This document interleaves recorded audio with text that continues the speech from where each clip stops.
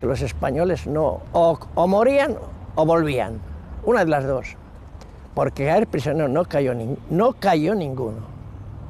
El comportamiento nuestro siempre fue muy humano con la población, muy unidos, tratando de ayudar en la medida de lo posible en cuestión de alimentación, de cosas de estas así y eso. Bueno, quisimos luchar contra ellos, pero los rusos creo que con razón no nos dejaron. No querían enfrentar a los españoles. Nosotros lo pedimos, no luchamos contra la División Azul. No sabía una palabra de lo que estaba pasando con los judíos. Me dijeron, ¿cómo te vas? Digo, porque yo no quiero matar judíos, coño, por eso me voy. Y dice, ¿pero qué pasa con los judíos? Digo, ya os enteraréis.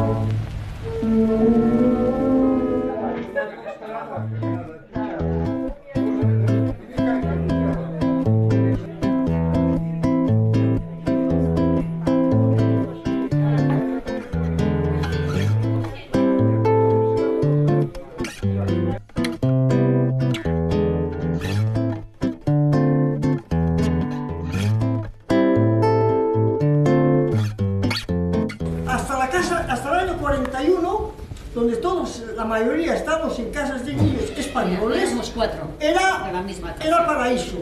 Pero luego ya empezó otro destino, porque se empezaron a salir ya de las casas de niños a jóvenes a Leningrado, la segunda de jóvenes a Moscú, pero cuando estalló la guerra empezó las calamidades. En el año 1937, como todos, fue evacuada a Bilbao. De Bilbao salí para Rusia. En el 1941 también evacuamos, llegamos al Cáucaso, Pitigorsk. De Pitigorsk tuvimos una evacuación muy mala. Los fascistas estaban muy cerca, nos dijeron 150 kilómetros andando y no había nada, transporte ni nada. Nosotros andando 3 días y 3 noches, llegamos todos vivos.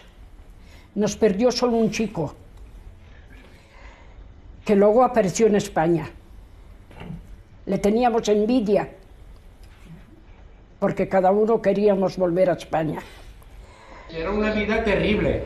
En la casa de niños número 8, porque la número 9, que era de jóvenes, se hizo un hospital, y de ellos, unos 130 se fueron voluntarios al frente, y la mayoría de ellos cayeron en el frente, y fallecieron muchos. Y otros estábamos en la casa de niños, que también nos ingresamos a las milicias populares. Las muchachas trabajaban en los hospitales. Claro. Es decir, yo puedo decir que de los 300 españoles que vivíamos dentro del cerco de Leningrado, los 300 españoles emocionalmente, todos se entregaron completamente a la lucha contra el nazismo, contra el terrorismo, todos. Cuando fuimos evacuados en el 41 por el Volga, que llegamos casi a Stalingrado en la orilla izquierda, precisamente a nuestro pueblo solían venir para 2 semanas todos los soldados que venían a descansar mientras Stalingrado estaba sitiado. Y nuestra casa de niños les atendíamos en todo lo que podíamos. Por la mañana, cuando nos despertamos, todas las tropas soviéticas pues volvían para atrás, retrocedían. Pues nos pidieron que les ayudáramos a coger heridos, porque venían las camionetas repletas hasta arriba de heridos, y nos daban a cada chica nos daban pues un grupo, 10 personas de heridos, y los cogíamos, los metíamos al río, los teníamos una media hora, y enseguida la ropa se les despegaba del cuerpo, los limpiábamos todo y se los dábamos ya a las enfermeras para que se lo llevaran.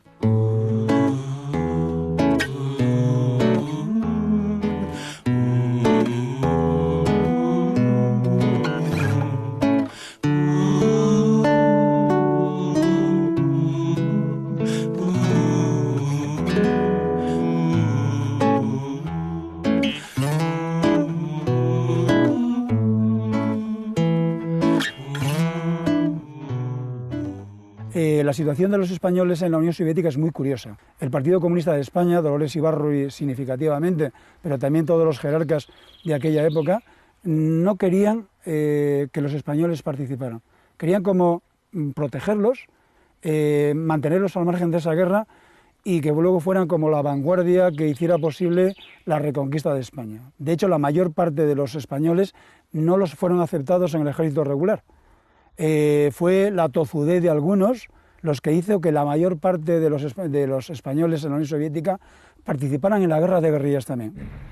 El objetivo que nos había señalado el ejército, que era la defensa del Kremlin, es decir, de la Plaza Roja y del Kremlin.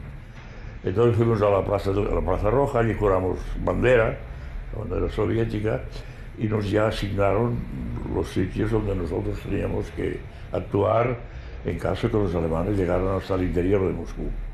Y por el camino, por la calle, pues cantábamos las canciones de la Guerra de España, las compañías de acero, del ejército del Ebro, ¿no? Y corrió el rumor por la ciudad de Moscú de que había una división constituida de españoles, de los que habían defendido Madrid, que venían también a defender Moscú. Éramos 100 y pico, ¿no? Y aquellos días, pues los alemanes atacaban para tomar Moscú. Es cuando, aquel momento, yo salí con un destacamento, una brigada muy grande de combatientes rusos, y el español iba yo solo, como enlace motorista. Y estuvimos retirando desde Klin hasta Moscú. Fue aquello algo duro, y todo un golpe, hubo un cambio radicalmente, que la contraofensiva soviética contra el ejército alemán fue muy oportuna, y echaron los alemanes a las afueras, lejos de Moscú ya. Nosotros estábamos aquí, los que estábamos como emigrados políticos, unos que marinos, y había también pilotos, había todos. Y estos decidimos que ir al ejército, a luchar contra el fascismo. Pero no podíamos ir, nos lo negaron porque no teníamos la ciudadanía soviética. Escribimos una carta a Stalin en el 42. Stalin contestó que se podía permitir. Entonces, inmediatamente nos llevaron a Moscú e ingresamos en una escuela de operaciones especiales para trabajos en la retaguardia del enemigo. Cuando consideraron que estábamos preparados, mezclados con rusos, porque no podíamos ir solo los españoles, porque hablábamos muy mal el ruso. Los grupos estos eran grupos de investigación y diversión. Conocíamos explosivos, minas, pues había que volar o había que matar. Eso es cosa de guerra. Trenes, puentes, caminos y algunos también que en dos patas. Al cabo de unos meses me pidieron si quería marcharme en un destacamento de guerrilleros con otros españoles, y fuimos que sí, y fuimos destinados al destacamento de Medvedev, que es uno de los destacamentos más importantes que ha habido en la Unión Soviética. Pertenecía a las fuerzas del interior soviéticas. Entonces nos parachutaron a la retaguardia alemana. Nos parachutaron por la parte de la Rusia Blanca. Para nosotros nuestra misión era, de vernos tirado con paracaídas, de marchar a unos 400 kilómetros distintos, que es donde teníamos la tarea del destacamento, a pie. Tuvimos varios fragados con los alemanes, como es natural, y así pasé los 2 años en la retaguardia alemana. Nos metieron en una emboscada que tuvimos 3 o 4 muertos. Empezó el tiroteo, yo estaba tumbado completamente, me entró una bala por aquí el hombro, explotó dentro de metralla, y así fue. Terminó el combate, continuamos la marcha, llegamos a un pueblo, me dejaron en el patio, y el día siguiente, cuando me desperté, me veo el carro lleno de flores. Digo, joder, si no estoy muerto, estoy vivo aún. Y había regiones, la mitad de España, controlada, lo que era parte de la Rusia y de Bielorrusia y de Ucrania, controlada por los guerrilleros, y allí era el poder soviético que existía, que allí los alemanes no entraban. Por ejemplo, yo he estado de jefe de Estado Mayor de un batallón de guerrilleros en Ucrania, con el guerrillero Fyodorov, que tenía 20 y tantos batallones de 1000 y pico de hombres cada batallón, y tenía siempre el 50% en acción y el 50% descansando. Era el poder soviético que estaba instalado allí. Por la cualificación de los pilotos no era muy alta, ¿no? Y algunas veces pues, tiraban a 20 o 30 kilómetros donde tenías que ir. Allí, pues luego, cuando llegábamos al sitio, se hacía lo que se debía hacer. Muy raras veces se hacía tranquilamente, casi siempre había conflictos. ¿Por qué? Porque, como se dice, los alemanes no dormían. La vuelta la veníamos buscando el frente más cerca y buscando el sitio mejor para pasar. Era muy difícil el pasar la vuelta, por dos cosas. La primera, porque pasabas por territorio que estaba la mayoría del caso minado. Y por otra parte, hay que pasar las trincheras alemanas, y claro que también eso era difícil. Pero se pasaba. Claro que en la mayoría de los casos, cerca del 50% de los que íbamos no volvían. Heridos, aunque sea con los dientes, pero los llevábamos. Pero la mayoría eran muertos porque los combates eran bastante duros. De todos los españoles que lucharon, y lucharon bastantes, ninguno ha caído prisionero. La cantidad de muertos está allí en la capilla esa. O sea, la última bala para ti. Eso era la ley. Si ves que estaba uno herido así grave, se le daba la pistola, ya sabes. Esta es el grupos de los que trabajamos en la retaguardia enemigo. Están aquí, esta es una fotografía que no se podía hacer, pero la hicieron de casualidad. Los españoles todos han participado en estas operaciones.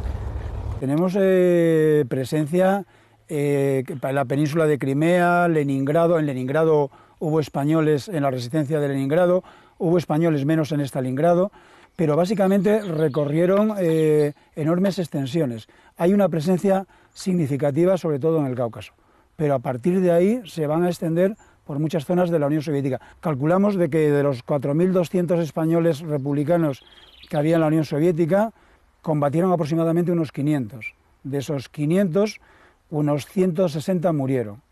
Hay que tener en cuenta y tener presente que tuvieron una implicación enorme. De 500 personas morir 160, estamos hablando de una estadística de un porcentaje devastador dentro de una guerra de guerrillas.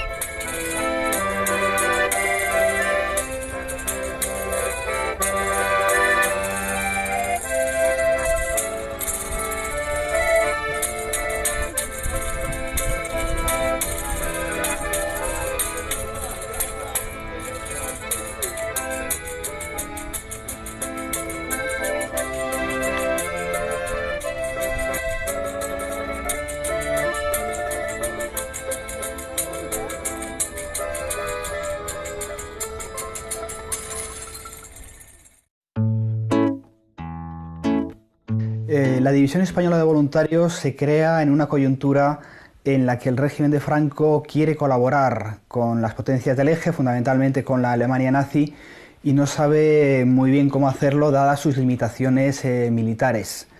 El ataque a la Unión Soviética por parte de Alemania ofrece esa oportunidad y se junta la apetencia general del gobierno de Franco con el deseo del partido de Falange de colaborar con sus aliados ideológicos. Son inicialmente 17.000 hombres y que con los sucesivos relevos llegan a sumar en torno a 45.000. Las expediciones para Alemania parten a mediados del mes de julio, parten de varias ciudades españolas, y las imágenes más importantes nos han quedado de la partida de la estación del norte de Madrid, pero unas parten de Andalucía y pasan por Madrid y otras parten directamente desde Barcelona y otros puntos del norte de España.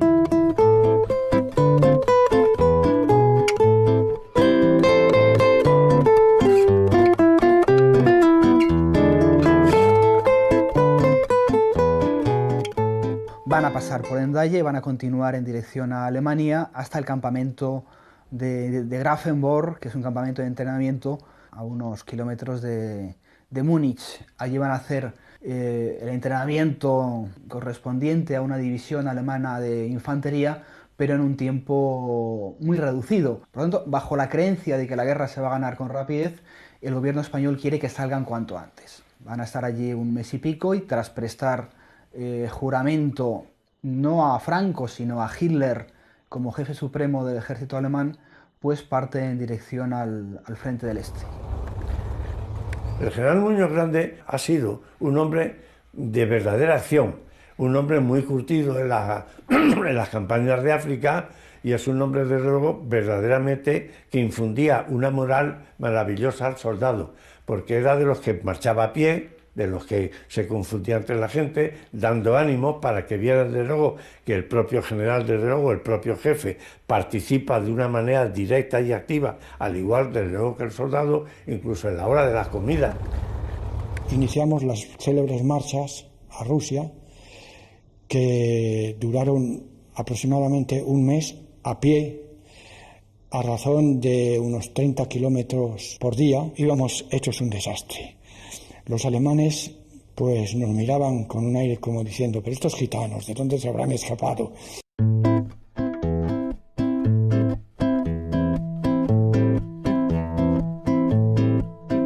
La Parrala dicen que era de Moguer, otros aseguran que era de La Parma, pero nadie pudo de fijo saber de dónde sería Trini la Parrala. Las malas lenguas decían que las claritas del día siempre le daban bebiendo, pero ninguno sabía el porqué de la agonía que la estaba consumiendo. Unos decían que sí, otros decían que no, y para dar más que decir, la Parrala sí cantó. Que sí, que sí, que sí, que sí, que a la Parrala le gusta el vino. Que no, que no, que no, que no, ni el aguardiente ni el marrasquino. Que sí, que sí, que sí, que sí, que si no bebe no puede cantar. Que no, que no, que no, que no, que solo bebe para olvidar. La división española, cuando está avanzando hacia el frente central, porque se le asigna el cuerpo de ejército centro, pues cuando va en esa dirección el mando alemán da una contraorden y se le asigna el frente norte. Desde luego el sueño de ellos era haber colaborado en el esfuerzo final para tomar Moscú, pero ya se sabe que la Unión Soviética está resistiendo y que la guerra no va a ser tan sencilla. Ellos llegan al frente que tienen asignado en los primeros días de octubre de 1941 a la ciudad de Novgorod, una ciudad preciosa pero muy dañada por la guerra, y van a ser enviados a lo que se llama el frente del río Volkhov.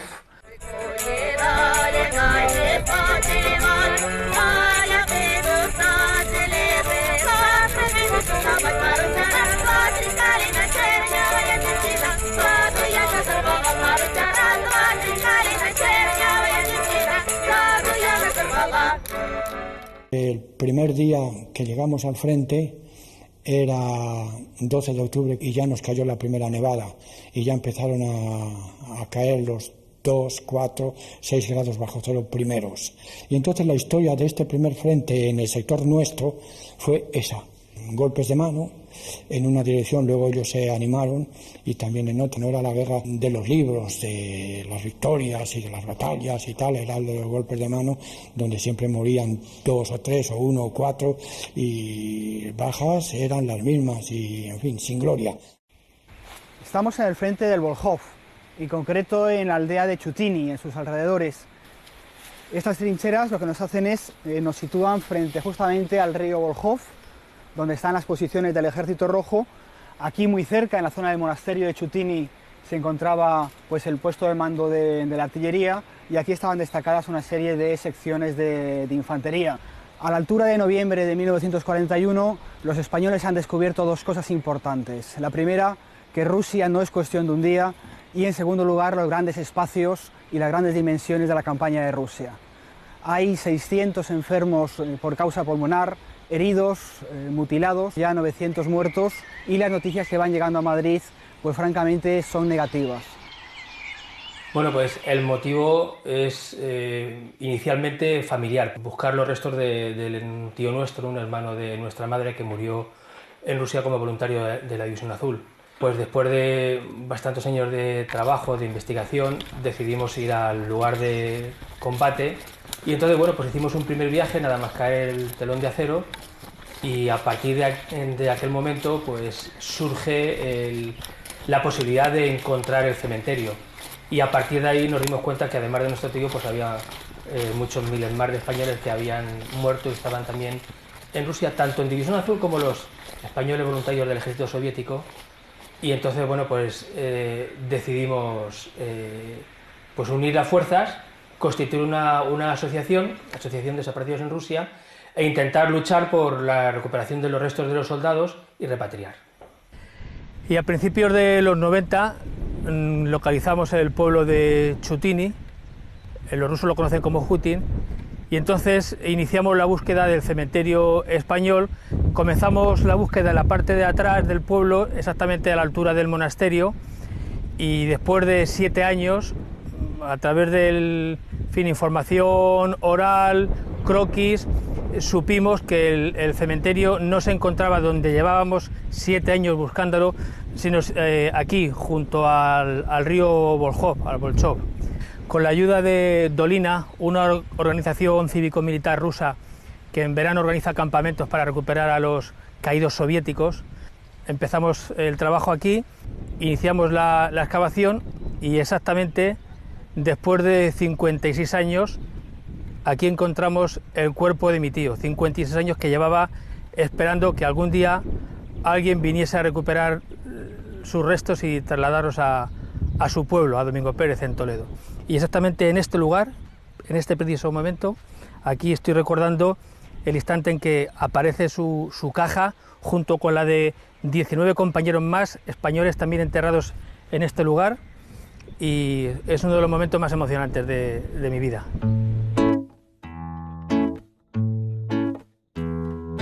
Eran nuestras almas bajo del farol, un único aliento, un solo corazón.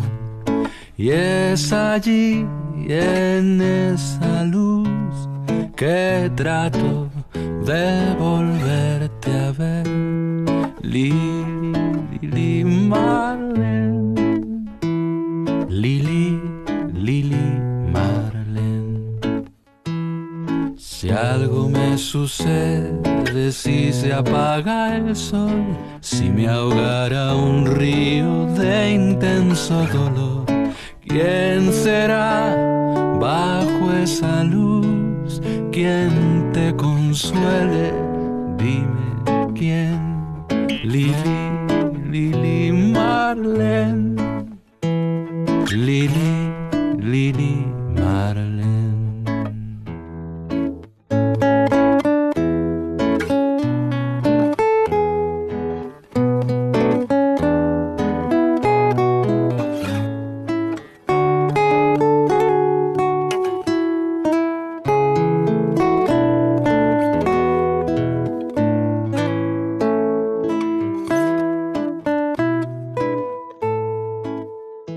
El propósito de la división es, con el Cuerpo de Ejércitos Norte, pasar a la otra orilla y colaborar en el avance sobre Leningrado para cerrar el cerco en la zona norte. Eso es lo que se va a hacer a partir del 20 y tantos de octubre, a lo largo de noviembre y parte de diciembre. Se consigue establecer una cabeza de puente al otro lado del río, avanzar en una serie de aldeas y penetrar en la zona soviética. Sin embargo, las noticias que llegan son negativas. Muy pronto las divisiones alemanas quedan frenadas y, por lo tanto, los españoles quedan en una serie de posiciones estacionarias. A fin de cuentas, los españoles van a estar aquí casi un año hasta que cambien de frente a la zona de Leningrado.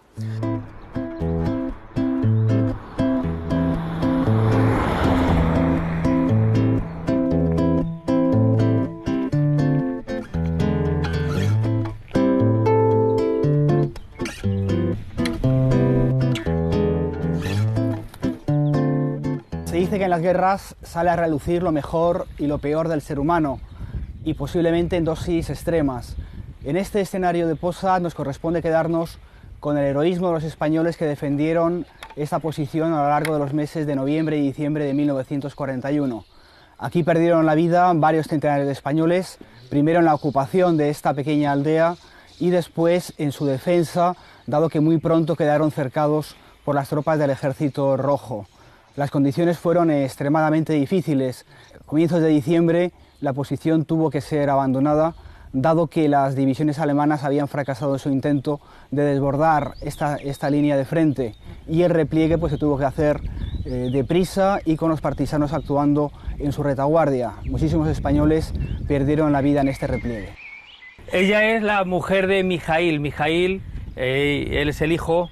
Mijaíl murió hace 5 años, pero ayudó a enterrar a los españoles cuando él era niño. Cuando los españoles se marchan de Posad, se repliegan, llegan los rusos y llegan, claro, niños y mujeres, porque los rusos estaban en el combate. Entonces se encuentran con que todo este pueblo estaba lleno de cadáveres de españoles, la batalla de Posad. Y entonces con el deshielo, pues para evitar la descomposición de los cuerpos, los niños y las mujeres dieron enterramiento a los soldados de la División Azul, aprovechando los huecos de las bombas y las trincheras, justo en esta zona aquí que tenemos aquí enfrente. Y aquí, pues, recuerda que enterraron a unos 200, 250 o 300.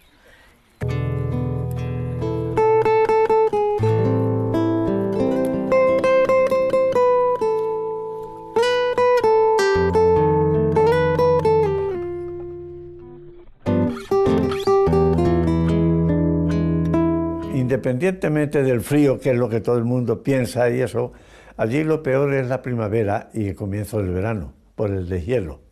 Y luego después el bosque, porque allí prolifera el bosque permanentemente en todo y por todo. Entonces el terreno es fangosísimo. Eso nos produce una cantidad de insectos, de mosquitos, que en aquella época teníamos que ir todos con mosquiteros. Un mosquitero que nos llegaba hasta las rodillas. Y ya en octubre nos trasladaron a San Petersburgo. Y en San Petersburgo ya sí, ya era un frente, era el asedio que se tenía. Nosotros teníamos enfrente una localidad, se llama Colpino, muy industrial. Era, como quien dice, la verdadera zona industrial de San Petersburgo.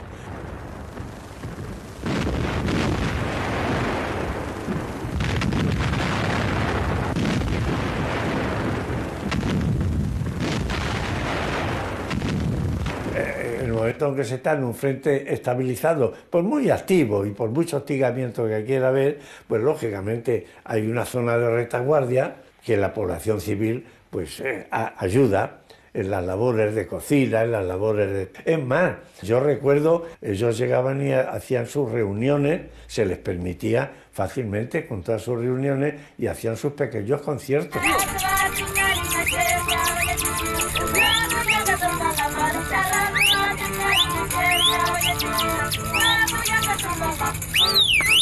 Es un pueblo muy sufrido a lo largo de la historia. Entonces el español, de por sí, al débil siempre le ayuda. El alemán las veía como un enemigo. Ustedes, a funcionar. Y el soldado alemán, pues era mucho más rígido. Pues la verdad, no podíamos dejar de reconocer que esa zona, claro, no es que fueran colaboradores de corazón, eran colaboradores de circunstancias. Un día me mandaron un paquete, mi madre me mandó un paquete de esos España, con golosinas y con cosas así. Y estaba un niño allí, monísimo, que tendría 6 o 7 años, y se quedó mirando al paquete aquel, así, con unas ganas de... Y a mí me dio mucha pena, cogí el paquete y se lo di. Y la madre se puso de rodillas y me quería besar los pies. Y decía, no, si es por el niño. Eché a dormir. Y me desperté con voces de hombre. Estaban hablando en voz alta y tal. Y empezó a hablar la señora, la madre del niño. Y cuando habló la madre del niño, se callaron todos. Se callaron todos. Y dije, bueno, pues esto ya me han perdonado. Me voy a volver a dormir. Y me volví a dormir. Se marcharon y no sé qué pasó. No me tocaron un pelo en el mes que estuvimos allí. Y un día vi venir una comitiva muy larga y que venía con un palo, alambres de espina a los lados. Entonces se pararon allí porque no cabíamos. Y yo le pregunté al capitán aquel, digo, ¿qué es esto? Y me dijo, un codazo, dijo, ¡Juden! Aquello a mí me sentó ya fatal. Y entonces yo me quedé así, no dije nada, me callé. A los 3 días me fui a descansar. Y en ese momento vino un señor con una moto, y me dijo, David, ¿puedo sentar con usted? Y me dice, lo primero que me dice, usted no sabe nada de lo que está pasando aquí. Y me contó todo lo de las SS, lo que estaban haciendo con los judíos, todo eso me lo contó este señor, que era un alemán, que no era de las SS. Dijo, mire, esto es horrible, lo que está pasando aquí es horrible. Usted verá estas gente que han venido, la llevan a matarla, ahora las meten en unos sitios que dicen que es para que se duchen y qué tal y qué cual, y lo que hacen es encerrarlos y después echar gas por arriba. Lo primero que pensé es que me marchaba, y fui a ver al comandante, que era el comandante nuestro, y me dice, ¿qué pasa? Digo, que yo no he venido aquí a proteger a los que matan a los judíos. Y me dice, yo le voy a firmar ahora mismo una cosa para que usted pueda marcharse en cuanto quiera.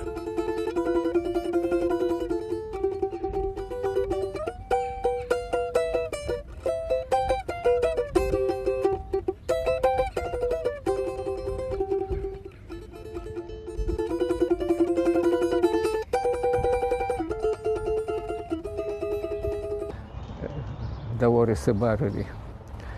Было много людей, которые были награждены боевыми орденами и медалями. Ni los alemanes ni los rusos consideran que la División Azul fuera algo importante desde el punto de vista militar. Es cierto que los españoles trataban mucho mejor a la población rusa que los alemanes.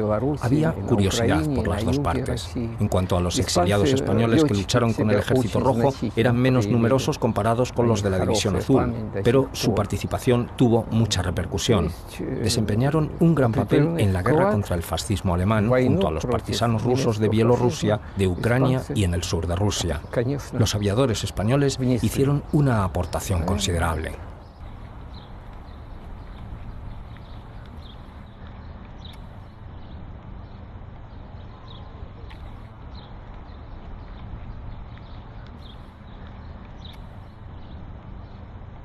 Figura totalmente histórica de la aviación española como José María Bravo, que pilotó este mismo avión en la Guerra Civil Española y posteriormente en la Segunda Guerra Mundial. No había manera de entrar en aviación. El Partido Comunista no nos apoyaba en este sentido, y cuando empezó la guerra quisimos irnos al frente, no nos llamaban. Y no sé cómo apareció un coronel, el coronel Starinov, consejero de los guerrilleros rusos en España, y nos llevó con él. Pero nos llevó no a aviación, sino a un grupo de ingenieros vinadores que trabajaban en campo enemigo. Y ahí empezó nuestro combate, nuestras andanzas en el ejército soviético.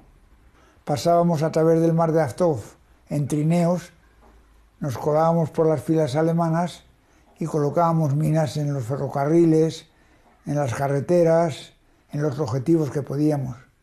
Hicimos varios servicios muy difíciles con un frío horroroso, no estábamos acostumbrados al frío, se nos heló, un compañero murió, Belda, en la primera baja que tuvimos. A mí me llamaron, estando allí ya, me llamaron a Moscú a un congreso internacional de la juventud que hubo en representación de los españoles. Osipenko mandaba entonces la caza de la defensa antiaérea de la URSS, que había sido jefe de escuadrilla de chatos en España, y me conocía porque habíamos estado en el mismo aeródromo en el frente de Teruel. Le conté toda nuestra historia de los pilotos que habíamos pasado, que éramos unos 75, que por qué no volábamos, me dijo, pues porque no encontrábamos contactos con aviación. Y entonces nos destinó, habló con Voroshilov y nos cogió a todos los pilotos en la defensa antiaérea de la URSS y nos mandaron a Bakú.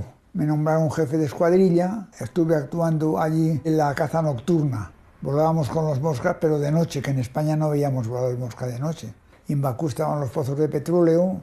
Cuando los alemanes venían a hacer vuelos de reconocimiento, no querían bombardear Bakú. Atacamos a ellos, cayeron varios aviones alemanes y ahí estuvimos actuando durante toda la guerra, hasta el final de la guerra. Claro, teníamos una idea de que la guerra no iba a ser como empezó tan mal, porque siempre tanta fama se daba de que nosotros los ganaremos, los pegaremos, acabamos con todo, pero resulta que en los mismos días la aviación soviética pierde 1.200 aviones de combate y más perdió los más modernos, porque a los aviones viejos, ¿para qué los querían destrozar? Y claro, cuando empiezan los combates, resulta que la aviación, pilotos hay, pero aviones no hay. Éramos regimientos de defensa aérea del país, porque había aviación de frente y había defensa aérea del país. O sea que los de defensa del país tomaban menos acciones en el frente, vamos a decir. Durante las operaciones de Kursk, los regimientos que tomaban parte verdaderamente en las primeras líneas, los más combates, vamos a decir, eran la aviación de frente, pero habían los que tenían que guardar otras. Entonces, ¿qué había que hacer? Cuando estos que estaban luchando en la línea de frente, cuando iban para los aeródromos, había que cuidarlos, porque los alemanes, ¿qué hacían? Iban cerca de los aeródromos para derribarlos. Cuando venían del frente no tenían ni armamento, no tenían ni gasolina, fácil que cogerlos. En ese momento despegábamos los de defensa aérea y cuidábamos que no derribaría a nadie. Bueno, en el año 43 me enviaron a un servicio especial. Me dijeron que en Bakú tomásemos tierra y protegiésemos a 2 aviones de transporte rusos, soviéticos, a donde ellos fuesen, sin decirnos nada más ni quién era. Luego resultó que era el camarada Stalin que iba a la conferencia de Teherán, pero no lo sabíamos. A los 4 días volvió Stalin, ya sabíamos que era Stalin el que había ido, llegó al aeródromo, nos saludó a todos. O sea, al llegar a mí me dice, ¿tú que eres georgiano? Digo, no, generalísimo, soy español. Ah, español, me mucho gusto y tal cual, muy simpático conmigo. Me dice, oye, ¿por qué traes a tus pilotos en calzoncillos? Digo, ¿cómo en calzoncillos? Sí, la pinta que tiene. Claro, es que en Bakú hace mucho calor, íbamos con uniformes de trabajo, porque no sabíamos a dónde íbamos. Y estaban desteñidos los pantalones y la camisa, y parecía que íbamos en calzoncillos largos. La Unión Soviética la habíamos visto de otra forma, no la sabíamos cómo era la Unión Soviética. Para nosotros creímos que eso eran libertades, aunque era una dictadura. Aquí hubo una represión enorme. Con nosotros no. Al mismo tiempo que se organiza la División Española de Voluntarios, el gobierno de Franco decide enviar como colaboración una escuadrilla de aviación. Aquí ni es azul ni es de voluntarios. Esta es una escuadrilla de profesionales del Ejército del Aire. Los que van al frente del este son militares que tienen bastante interés en participar. Piénsese, sobre todo en la primera etapa, claro, cuando se piensa que Alemania va a ganar la guerra y estos militares piensan que es una experiencia militar importante para ellos, a nivel de experiencia, a nivel de ascensos y a nivel de tener la oportunidad de utilizar aparatos alemanes que son muy superiores a los españoles. Es curioso señalar que la división de infantería y la escuadrilla de aviación actúan siempre separados. En esta Segunda Guerra Mundial todavía se produce el combate aéreo clásico que había empezado en la Primera Guerra Mundial. O sea, era casi un combate medieval entre 2 paladines que luchaban por ver quién vencía al otro. El combate, pues claro, como toda, no sé, supongo que las reacciones de cada uno pueden ser distintas. Ahora yo creo que claro que se pasa miedo, pero sobre todo se pasa miedo a pasar miedo. Ahora, una vez que se entra en combate, el combate es tan absorbente, hay que estar tan atento, hay que estar que no se piensa en nada, claro, no se piensa más que en que no le peguen a uno y en pegar a uno. Y luego lo que sí se nota es, o por lo menos lo que yo notaba, era la boca seca extraordinariamente después de un combate. Las fuerzas de la Luftwaffe en Rusia eran escasas. Teníamos 400 kilómetros de frente a cargo de nuestra escuadrilla dentro de la escuadra Melders, que tenía en total 2.500 kilómetros de frente, con los 16 aviones en principio que había, pero con los que estuviesen en servicio, que en cuanto llegase el invierno nos fallarían mucho y tendríamos pocos. En aquellos 400 kilómetros nos tocaban aproximadamente 2.000 aviones enemigos.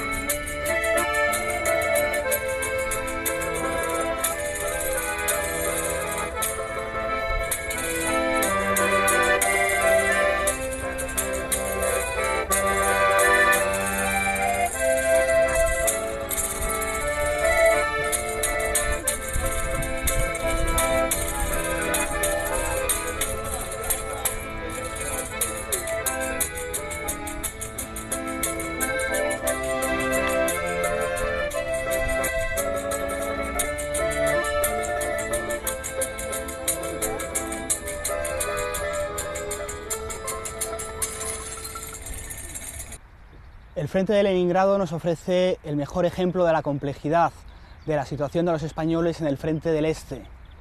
Por un lado tenemos a los componentes de la División Española de Voluntarios y en segundo lugar tenemos a aquellos españoles exiliados a partir de la Guerra Civil Española y que se alistaron para combatir en el Ejército Rojo a partir de 1941. También es interesante señalar que en la División Española de Voluntarios en este momento tenemos una tipología distinta de españoles. Tenemos todavía ese ejemplo del primer frente de voluntarios muy ideologizados, radicales, falangistas. En segundo lugar tendríamos ese componente de españoles salidos de los cuarteles, dado que el número de aporte civil ha sido escaso. Y aquí en este frente de Leningrado tenemos también lo que el Estado Mayor Divisionario llama los indeseables, esos españoles sospechosos de simpatizar con la izquierda, de ser rojos y de haber venido con la voluntad de pasarse al enemigo.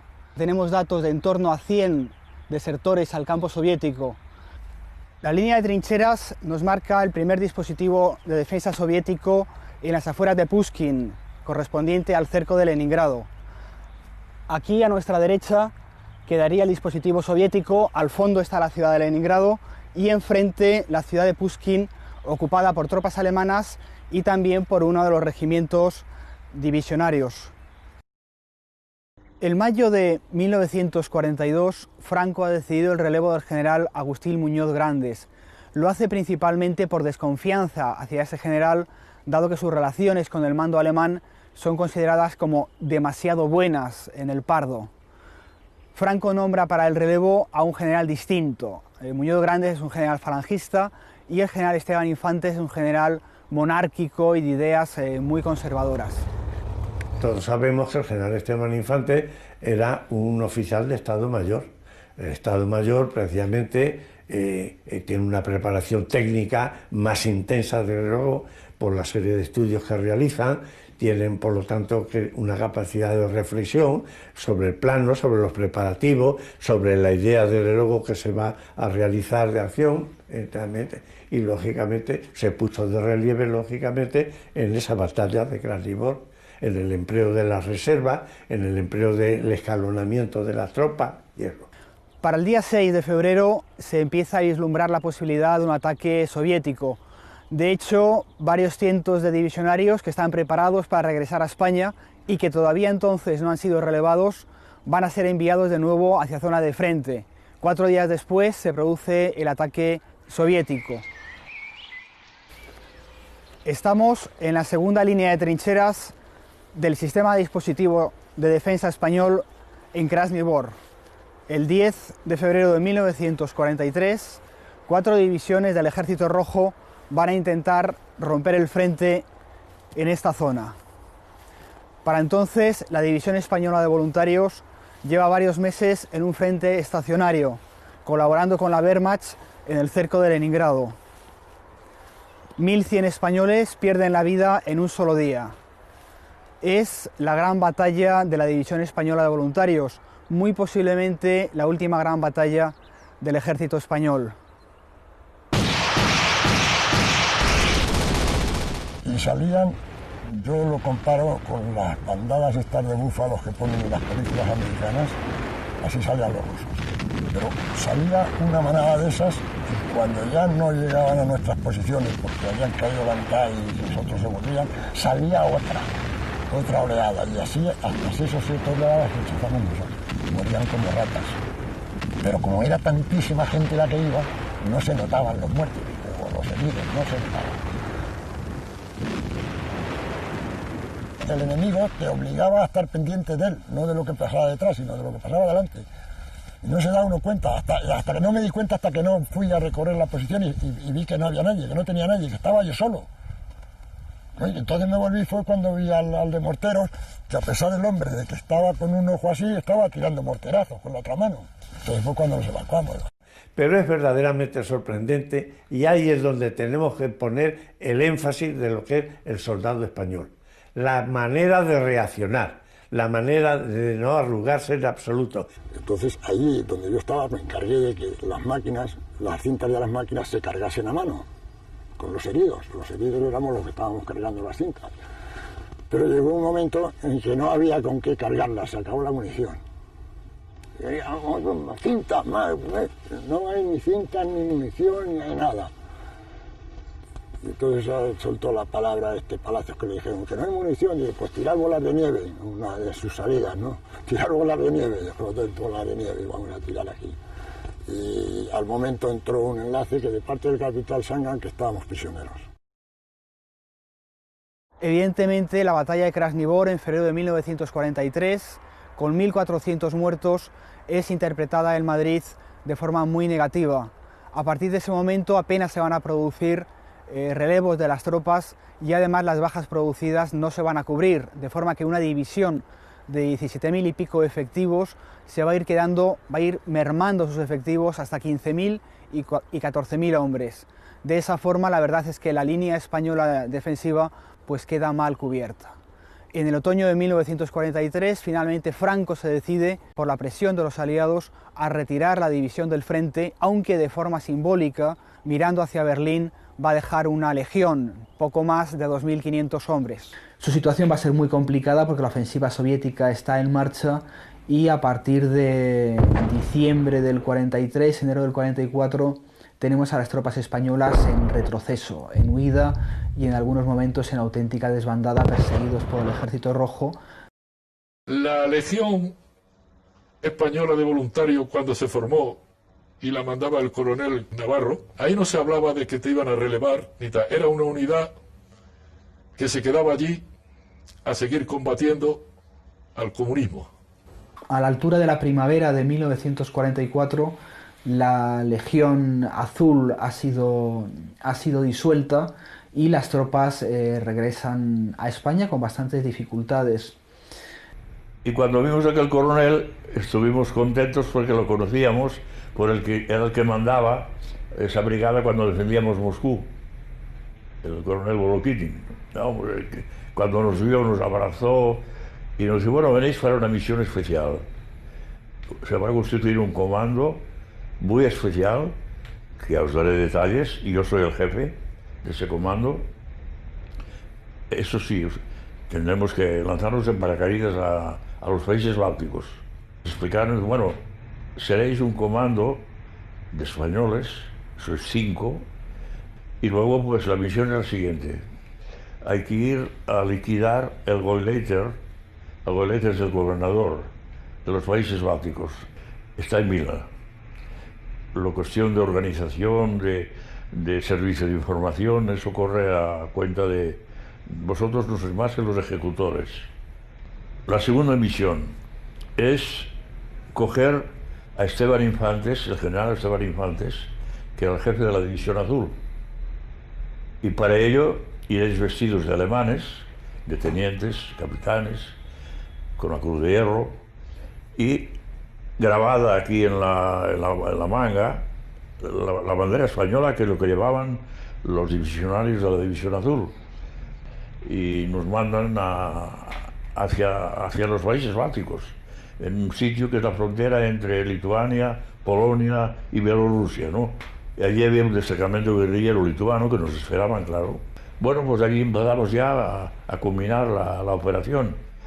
Y entonces un día pues nos dijeron, bueno, hay que vestirse de oficiales de la División Azul, de alemanes, y hay que ir a Vilna, a la ciudad. Y a mí me llevan, en fin, me voy a un sitio y me recibe una señora, una chica joven, que era una artista de ópera, que trabajaba por los soviéticos, en el servicio de espionaje, de información de los soviéticos. Ya teníamos todo preparado. Llegamos allí y nos encontramos que había camiones por aquella plaza y estaban sacando cajas de un baribullo allí. Y digo, bueno, ¿qué pasa aquí? Y esa chica viene y pues pasa lo siguiente, que Rokossovski, el mariscal que mandaba el ejército número 1 de Bielorrusia, está a 20 kilómetros de la ciudad. Ha avanzado tan rápido, y era ya la contraofensiva soviética hasta Berlín, ¿no? Y que se van, mira, ya lo ves, se marchan todos. ¿Y qué hacemos nosotros? Ah, pues hay que volver a la guerrilla. Va. Y entonces fue cuando el coronel don Antonio García Navarro formó a toda la legión, pronunció las siguientes palabras: Stalin manda y los aliados obedecen. La legión regresa a España. Hoy es un día de luto para España. Algunos de los efectivos que están ahí, en número muy reducido, deciden bajarse de los trenes cuando están llegando a Alemania y se ofrecen como voluntarios para combatir junto al ejército alemán, la Wehrmacht, o para combatir junto a las unidades más políticas de las SF, las Waffen-SS, las unidades más especializadas, pero es un número bastante reducido. Es lo que después se va a llamar los irreductibles de la división.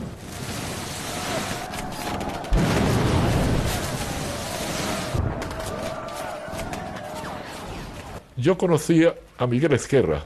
Miguel Ezquerra fue un camarada y amigo mío. Se fue a Berlín y empezó a formar una unidad que estaba encuadrada en el departamento de las SS alemanas, ¿no? Formó esta unidad allí, era el capitán jefe de ella, y lucharon pues como pudieron. Unos se le pasaron, otros aguantaron. La guerra ya era muy diferente cuando empezó, era muy diferente, estaba ya perdida. Él luchó todo lo que pudo, con él se quedaron algunos luchando, otros, muy pocos, se pasaron a los rusos, los cogieron y tal. Los españoles tuvieron muy mala suerte, recibieron un desengaño enorme porque los españoles lo mismo fue tratado el que se pasó que el que cayó prisionero. Estaban juntos, la convivencia se hacía a veces difícil, muy difícil, pero en fin. Y ya empezó el enfrentamiento entre españoles, que era lo que querían los rusos.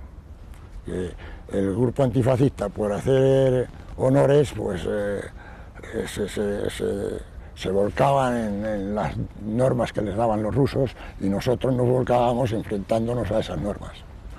Y así estuvimos, pues, bueno, así hemos estado 11 años con esa lucha.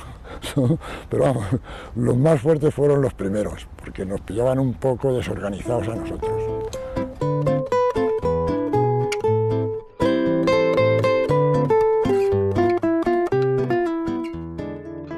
Fue el primer trago duro que pasamos.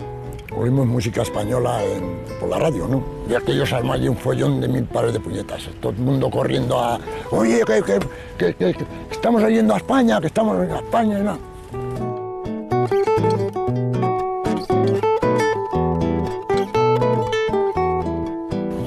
estaba todo el mundo llorando.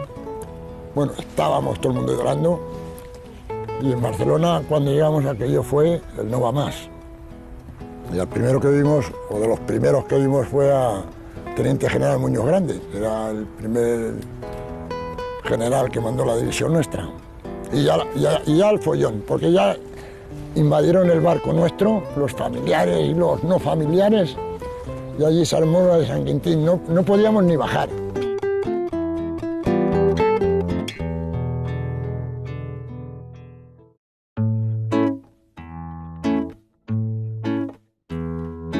Eran nuestras almas bajo del farol, un único aliento, un solo corazón. Y es allí, en esa luz, que trato de volverte a ver. Lili, Lili, Marlene, Lili, Lili. Bueno, este es el cementerio de Pankowska. Originalmente era un cementerio de la Luftwaffe. Entonces, en este territorio están enterrados los soldados alemanes y posteriormente, hace unos 10 o 12 años, España firma un acuerdo con Alemania para que de este cementerio se ceda un terreno para enterramiento de los españoles.